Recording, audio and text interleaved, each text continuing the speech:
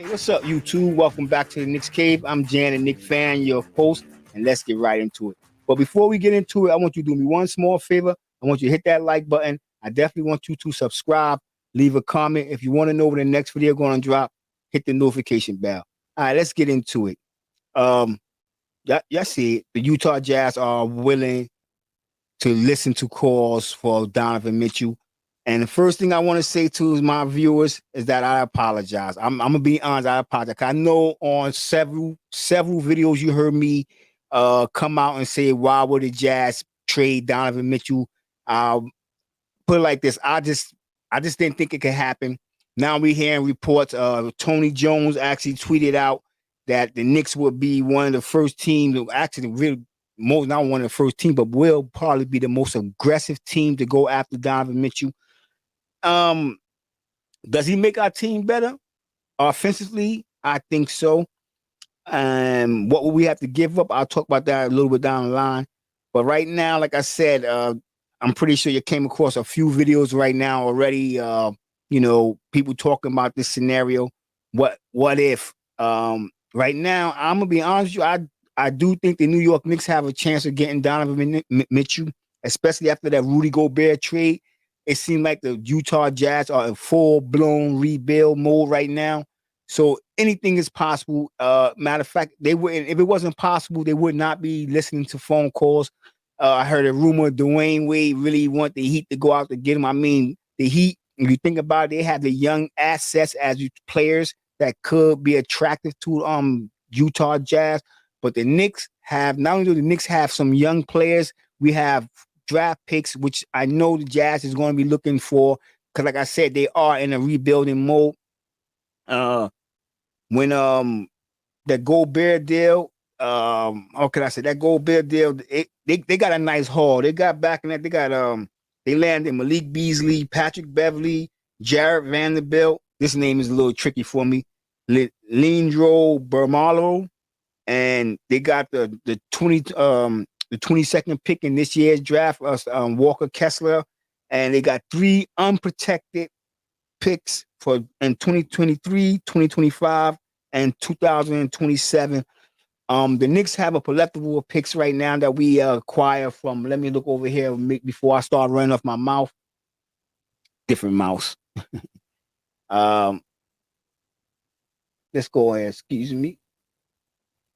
Yeah, like I said, the Knicks have a plethora picks. They have a first round in 2023 they got from Dallas. They have top 10 protected in both 2024 and 2025. They have another first round pick from Detroit Pistons in 2023 that will become a type protected if it falls within the 18 from 1 to 18. Then they have another one in 2024 if it doesn't. Matter of fact, if the Knicks don't get that pick from the Detroit Pistons in the next year, it goes over, is a rollover to 2024. We have another top 13 protected pick in 2025. We have another pick in the 26. Like I said, at one point, the Knicks had 11 draft picks, first round draft picks, and then they had 11 second round draft picks. We did a little switching around with a couple of moves we made. Actually, we still have them picks. Excuse me. You know what I'm saying? Excuse me. We still have them picks. I don't think none of them picks was involved. We didn't do any signing trades. So we still have them 22 picks that Knicks can offer. We have, like I said, 2024, 2025. We have picks going all the way to 2027, excuse me. And we can offer the Jazz players, and we can offer the Jazz, like I said, we can offer the, excuse me for a moment, we can offer the Jazz players, and we can offer them draft picks. Especially the Mitchell's $30 million a year salary. If you think about it, we really don't even have to put RJ Barrett. We don't have to. That's only if the Jazz want RJ Barrett, and if the Knicks consider him to be untouchable, we will see. But we don't even have to add RJ Barrett into this package because the Knicks do have assets. You know what I'm saying? That, like that draft, everybody was wondering what Leon Rose was doing. Like now, this is what Leon Rose was doing. Now Leon Rose really do look like the genius that I called him in my video that I brung out day 2 after the draft, when I said Leon Rose was a genius or he was totally incompetent, because he was getting rid of players that he just brung in a year ago. But now, if everything falls into place, Donovan Mitchell come, you have to pat the man on the back.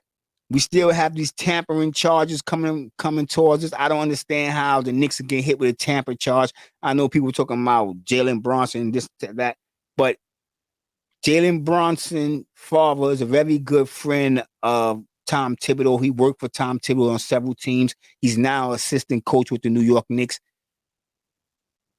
Rose, our president, son, is Jalen Brunson's agent. So you don't think they're gonna talk? Father and son's gonna talk to each other? I'm talking about Leon Rose and his son. You don't think they're gonna talk at dinner over phone conversations? I mean, for the Knicks, this tampering, I don't mean to get up subject, but this tampering situation is just hogwash. I just wanted to say that because I wanted to make a video and I didn't get that video. But back to Donovan Mitchell, I see this.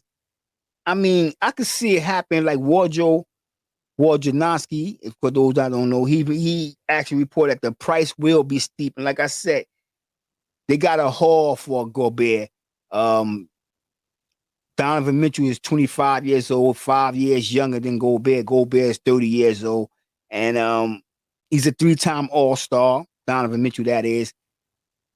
But his defense is suspect, and we all know that. And we're looking at Donovan Mitchell and Jalen Brunson in our backcourt.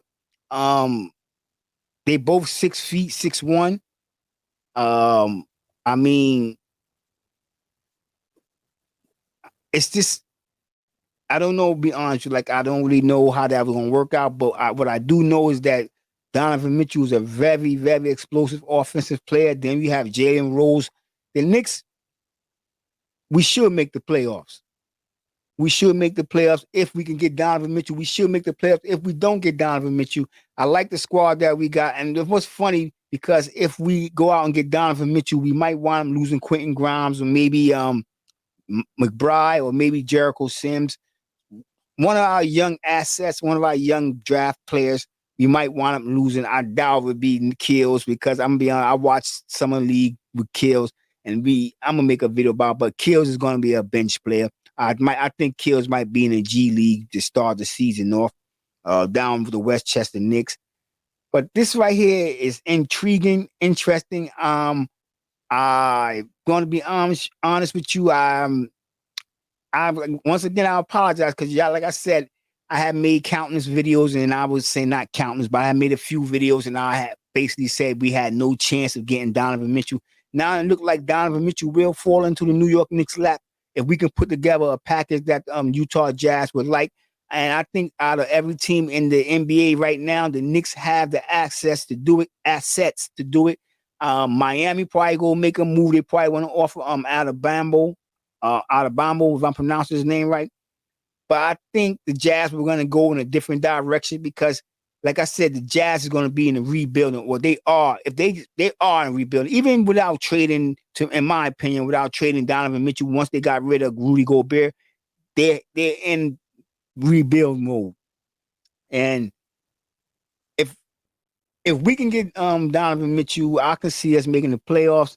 But I don't know how far would go. But like I said, that all would have to be when the season starts. We see how the team play, because like I said, there's a lot of people that think that the backcourt of Jalen Brunson and Donovan Mitchell will lead to a lot of penetration from other guards, and it might break down our defense. Who knows? I don't know. But what I do know is that I'm excited. I want to wake up tomorrow morning. I would like to hear the Knicks make some type of progress, and because there are rumors that Kevin Durant and Kyrie Irving are looking to give the Brooklyn Nets one more year before they make their moves or whatever. But let's be honest with you, the market wasn't as big as they thought it would be. A lot of people's not willing to give up the assets that the Nets are looking for. The Nets is looking to highway robbery somebody. They're trying to rob everybody who pick up a phone and call them about Kevin Durant.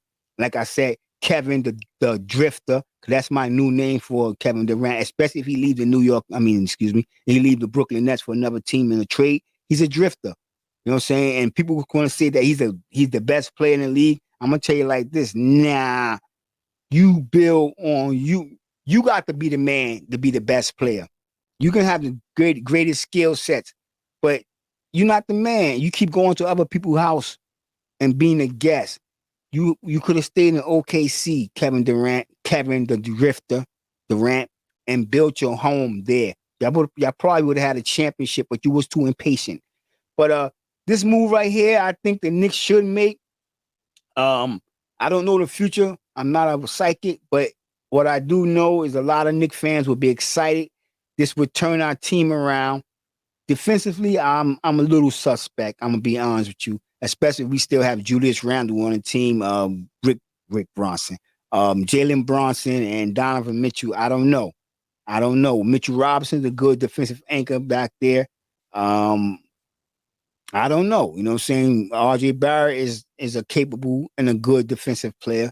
But how would them three play? Julius Randle plays some defense, but I'm worried about what our backcourt would look like and what would give up. I know we would score and would open up a lot of things for other players, but I don't know. Like I said, this is very interesting. And y'all let me know in the comment section what y'all think. And with that being said, I want everybody to stay safe, stay healthy. God bless and peace.